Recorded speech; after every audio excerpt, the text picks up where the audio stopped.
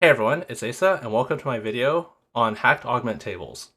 Hacked Augments are one of the new mechanics in set 14, where sometimes your leftmost augment choice will be hacked, and it will have a category where only a specific subset of augments are available.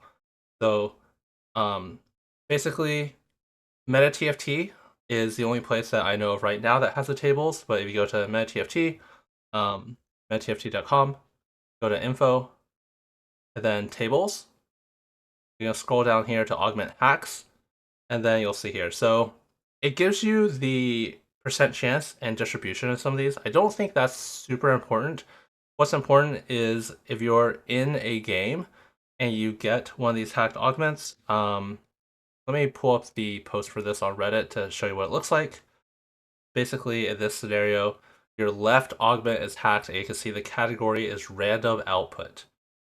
So this is on stage 2-1. And if this happens, what we can do is we go here and we click the category of stage 2-1 random output. And then we can see that there's only 12 possible options that we can roll in this scenario. So just for example, if we are committed towards a reroll with a strong tempo, like just for example, let's say we have a Vayne 2 with a Rage Blade and a Silas 2, and we know for sure we want to play Vayne reroll. I made a video on this comp recently. We already know we don't really want augments such as Build-A-Bud, Exalted Adventure, Wandering Trainer, or Tactician's Kitchen that might lead us into a different direction when we already have great direction and a good opener for a strong line. We don't really want augments such as Prismatic Pipeline because we want to take advantage of our strong opener. So actually, the only augments that are really good here for a tempo reroll opener would be like Spoils of War or Buried Treasures. So, for example, if you see one of these, you can pretty safely pick it, knowing that your expected value of rerolling into a better augment than either Buried Treasures or Spoils of War is actually pretty low.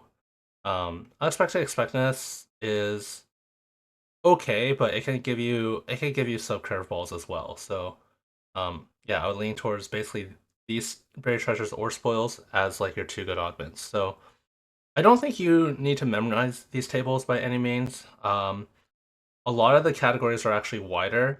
For example, if you get a gold econ augment, there's actually 25 possible options, so there's a lot less flex room in there. You could also look them up mid-game. It's not super important to memorize for sure. It's more of a minor optimization, but I definitely think it's good to know about.